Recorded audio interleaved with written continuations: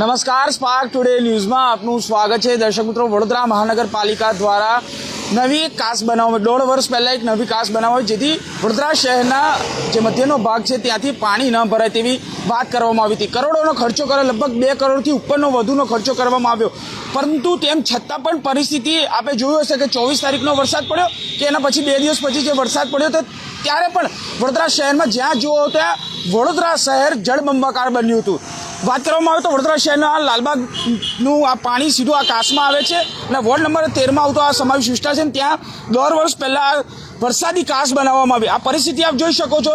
નગરસેવક બાળુ સુરે પણ ત્યાં પહોંચ્યા છે અને જે પ્રકારે કાસ જો ખરેખર સાફ સફાઈ કરવામાં આવી હોત, નવી કાસો બનાવવામાં આવી છે, પાણીનો નિકાલ થાય એ માટે બનાવવામાં આવી છે, પરંતુ ખરેખર જો કાસની કામગીરી કરવામાં આવી હોત તો આ પરિસ્થિતિ વડોદરા શહેરની ન થાત તેવું પણ નગરસેવક કહી રહ્યા છે. નગરસેવક સાથે પણ વાત કરવાનો પ્રયત્ન કરીશું, પરંતુ જે પ્રકારે આ હલકી કક્ષાની એક કામગીરી કરવામાં આવી છે, વડોદરા મહાનગરપાલિકાના મ્યુનિસિપલ કમિશનર દિલીપ રાણા સાહેબ કહે છે કે તેમના અધિકારીઓ કામ કરે છે, પરંતુ ખરેખર આ ઓન ચોપડે જ ખાલી કામ બોલાતું હોય છે.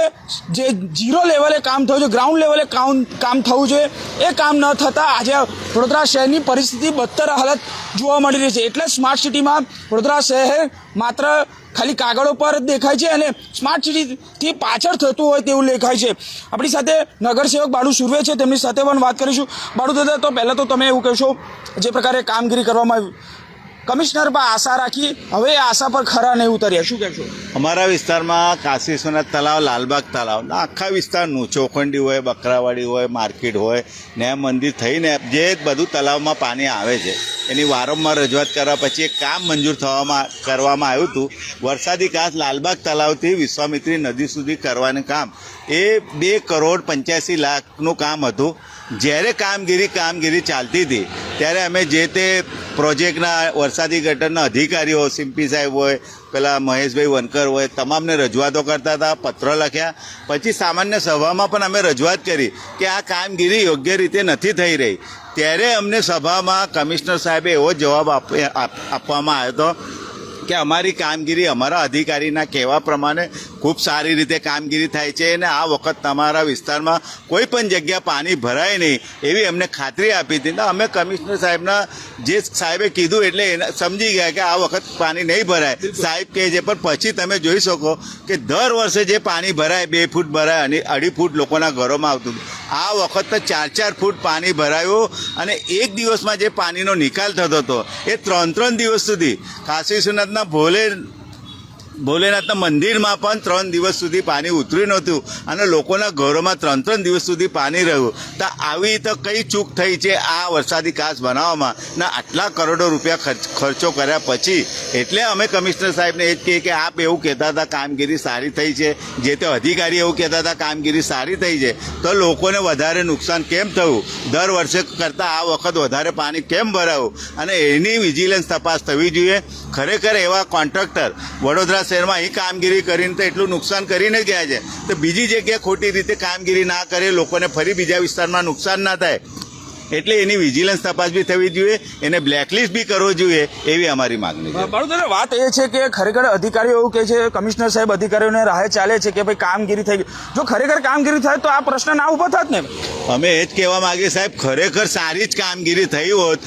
જ્યારે સીધી અને વિશ્વામિત્રી નદીમાં પૂર પણ નહોતો, ખાલી નદી હતી, તો સીધું પાણી અંદર જવું જોતું હતું, પણ કઈ અટકી ગયું, કેમ નહીં ગયું? એટલે કોઈ પણ વરસાદી કાસ બનાવતી વખત ચૂક થઈ છે એનો અર્થ એવો થાય છે તો જ આખો વિસ્તાર તમે જોઈ શકો. જે વિસ્તારમાં પાણી નહોતું ભરાતું એ વિસ્તાર બી પાણી ભરાઈ ગયેલું અને એક દિવસમાં જે નિકાલ થતો હતો 4-4 દિવસ સુધી પાણીનો નિકાલ નહીં થયો.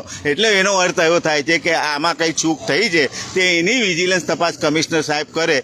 અને અમને કમિશનર સાહેબ પર વિશ્વાસ છે કે એમને જ એવું કીધેલું કામગીરી સારી છે, તો એ જ આની તપાસ કરે કે કેમ આટલું બધું નુકસાન થયું છે અને ખરેખર એ દોષી હોય તેને બ્લેકલિસ્ટ કરો અને એની તપાસ કરો. એટલે માનો છો બાળુ દાદા કે અધિકારીઓ કમિશનર સાહેબને ગાંઠતા નથી, કારણ કે ખાલી આશા અને અપેક્ષા રાખી મૂકીએ છે કે ભાઈ કામ થઈ ગયું. જો ખરેખર કામગીરી કરી હોત તો આ પ્રશ્ન ના આવતો ને.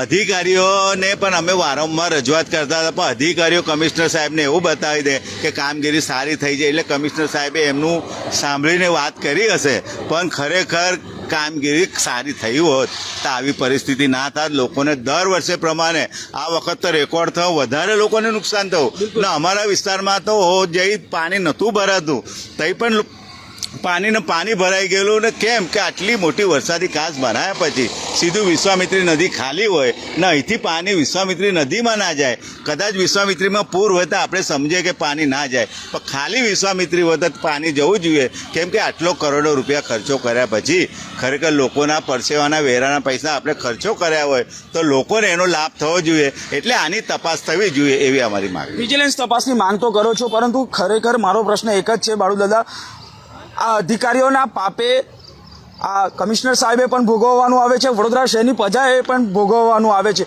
હવે શું થવું? આ અધિકારીઓ પર કડક કાર્યવાહી થવી જોઈએ, શું માનો છો? આખા વડોદરા શહેરમાં થોડા જ વરસાદમાં આખા વડોદરા શહેરમાં પાણી થઈ ગયું હતું.